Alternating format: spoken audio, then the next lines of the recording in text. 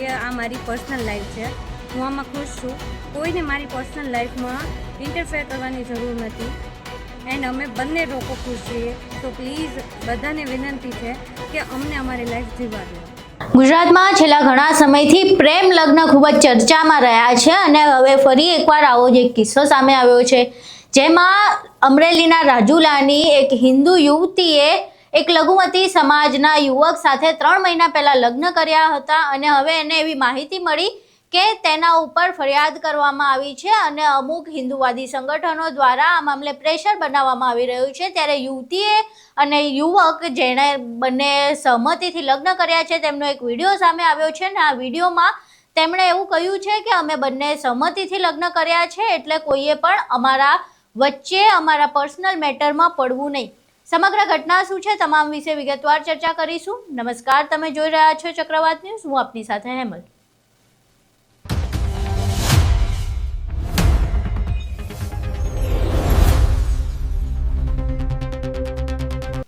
છેલ્લા ઘણા સમયથી ચર્ચામાં રહેલો એવો પ્રેમ લગ્નનો વિવાદ ફરી એકવાર સામે આવ્યો છે, જેમાં અમરેલીના રાજુલાની એક હિન્દુ યુવતીએ લઘુમતી સમાજના એક યુવક સાથે પ્રેમ લગ્ન કર્યા છે 3 મહિના પહેલા.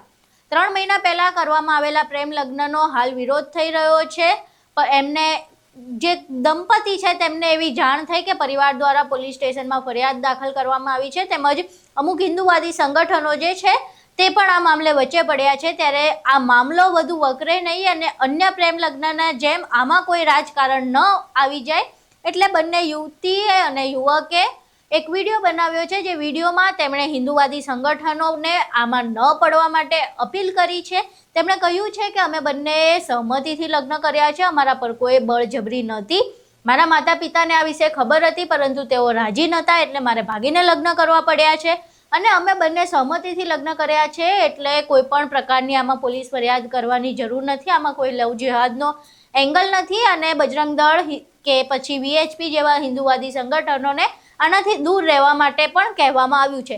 પહેલાં એ વિડીયો જોઈએ જેમાં યુવક યુવતી પોતાના લગ્ન વિશે વાત કરી રહ્યા છે, તેમજ અન્ય સમાજ અને સંગઠનોને આમાં ન પડવા તેમજ રાજકારણીઓને પણ અપીલ કરી રહ્યા છે કે આમાં કોઈ રાજકારણ ન કરવું. હેલો, વર્ષ દિવસથી મારી ફેમિલીને ખબર છે કે હું છેલ્લા 4-5 વર્ષથી મુઈઝ સાથે રિલેશનશિપમાં છું એન્ડ નાવ હવે એ લોકો એવું એક્સક્યુઝ આપશે કે એ લોકો જાણતા નથી, એ લોકો કંઈ કરતા નહીં. બટ એ લોકોને વર્ષ દિવસથી ખબર છે કે હું મુઈઝ સાથે હતી એન્ડ નાવ એ વર્ષ દિવસના ટાઈમમાં મને ઘરમાં 3 થી 4 મહિના સુધી પૂરીને રાખી હતી. મને બહાર જવા નહોતા દેતા, ઇવન મને ઘરમાં બહુ ટોર્ચર કરતા હતા અને ઇન્ડિયન ફેમિલી પ્રમાણે થોડું જાજુ મારપીટ કરતા, બહાર જવા ન દેતા, કોઈની સાથે વાત કરવા ન દેતા, ઇવન મેન્ટલી ટોર્ચર બી એટલી કરેલી છે. ત્યારબાદ હું મારી જોબ સેટ કરી અને બહાર નીકળી હતી, જેના માટે મને એ માટે બી પ્રેશર કરવામાં આવ્યું હતું. મને કોઈ પણ જાતના છોકરા સાથે કોઈ બી એજ વાળા છોકરા સાથે બી મેરેજ કરવા માટે પ્રેશર કરવામાં આવેલું હતું, જેમાં મેં બહુ મુશ્કેલથી બધાનું ના પાડી છે. બધા માટે મેં મુશ્કેલીથી મેં બધાને ના પાડી હતી લગ્ન કરવા માટે. કેટલા બધા છોકરા જે હતા મોટી એજના હતા, જે તે છોકરા જે તે માગવા આવે એ પ્રમાણે મને મેરેજ કરી દેવા માટે બી મારે ફેમિલી ખુશ હતા, ઇવન કે આની સાથે ના કરવા માટે. સો પ્લીઝ મને એ પણ જાતનું કોઈ બી જાતનું મને પ્રેશર કરવામાં ના આવે કે હું આમને મૂકી દઉં યા પાછી આવી જાઉં. મારે બિલકુલ બી નથી આવું ફેમિલી સાથે. હું અહીં ખુશ છું એન્ડ હેપી છું અમે 2 જણા. તો પ્લીઝ અમને હેરાન ન કરો.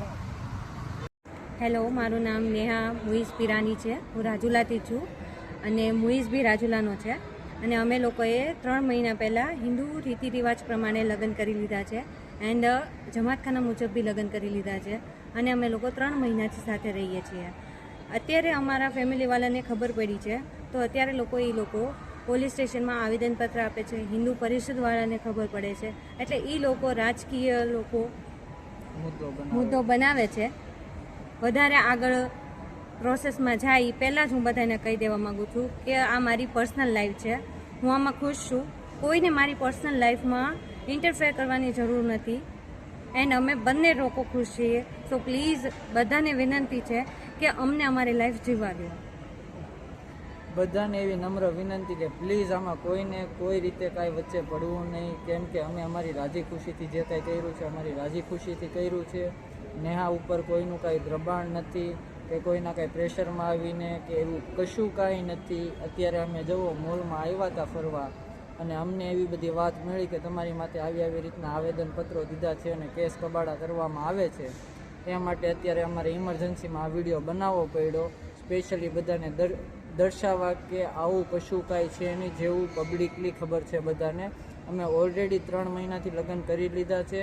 એની ફેમિલીને બી ખબર હતી, ખબર નહીં કે આ 3 મહિના પછી શું થયું જેના લીધે એ લોકો વાંધો ઉપાડે છે.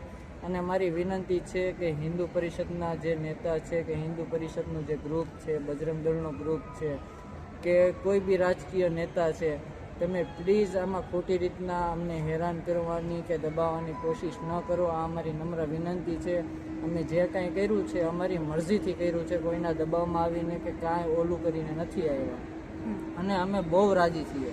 અમે છેલ્લા 3 મહિનાથી હારે છીએ, વ્યવસ્થિત જીવીએ છીએ અને ખુશ છીએ. તો અમારી એવી વિનંતી કે અમને આવી રીતના અમને જીવવા દો અને અમારી ખોટી રીતના મેટર મોટી ન કરો. ધન્યવાદ. હેલો, અમને રાજુલામાંથી ન્યૂઝ મળી છે કે અમારી ઉપર અને મુઈઝની ફેમિલી ઉપર ખોટા કારણ વગર આવેદનપત્ર અને કેસ કરવામાં આવે છે, જે ખોટા જ છે. હું મારી મરજીથી આવી છું, મને કોઈ પણ જાતનું પ્રેશર કરવામાં નથી આવ્યું. અને જો એની ફેમિલી યા મુઈઝને ઉપર કાંઈ બી થયું, મારી ઉપર કાંઈ બી થયું, તો એની જવાબદારી મારી ફેમિલીની રહેશે.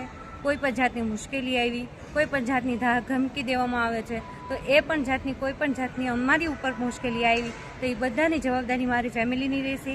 એમાં જેટલા બી સાથીદાર છે, હિન્દુ પરિષદવાળા છે, બજરંગ દળવાળા છે, અથવા અન્ય જે બધા પોલિટિક્સવાળા છે, એ બધાનો સાથ સહકાર મારી ફેમિલીને મળે છે. અને એ બધાની જવાબદારી, અમારી જવાબદારી બધી એ મારી ફેમિલી ઉપર રહેશે જો અમારી ઉપર કાંઈ બી મુશ્કેલી આવી તો. Thank you. અહીં તમે વિડીયો જોયો જેમાં બંને યુવક અને યુવતી પરિવાર તેમજ સંગઠનોને તેમજ રાજકારણીઓને વિનંતી કરી રહ્યા છે કે અમારા પર્સનલ જીવનને તેમજ એમના લગ્ન જીવનને રાજકારણનો કે કોઈ હોબાળાનો મુદ્દો ન બનાવવામાં આવે. પરંતુ હવે જોવું રહ્યું કે બંને કપલ જે વિનંતી કરી રહ્યા છે તેમની વિનંતી કેટલી સાર્થક રહે છે, કારણ કે ગુજરાતમાં છેલ્લા ઘણા સમયથી એવું વાતાવરણ છે કે પ્રેમ લગ્નને લઈને હોબાળા થાય છે ને હોબાળા એટલા વધે છે કે આખા ગુજરાતમાં તેની ચર્ચા થાય છે. ત્યારે હવે આ પ્રેમ લગ્નને એમના પોતાના પ્રેમ લગ્ન રહેવા દેવામાં આવે છે કે પછી આમાં પણ કોઈ મોટો હોબાળો થાય છે તે જોવું રહ્યું. આ વિડીયો સામે આવ્યા બાદ સમગ્ર મામલે તમારા શું મંતવ્યો છે? તમારા મંતવ્યો અમને કોમેન્ટ બોક્સમાં જરૂર જણાવજો. વિડીયો પસંદ આવ્યો હોય તો વિડીયોને લાઇક કરજો, શેર કરજો અને ચેનલને સબસ્ક્રાઇબ કરવાનું ભૂલશો નહીં. નમસ્કાર.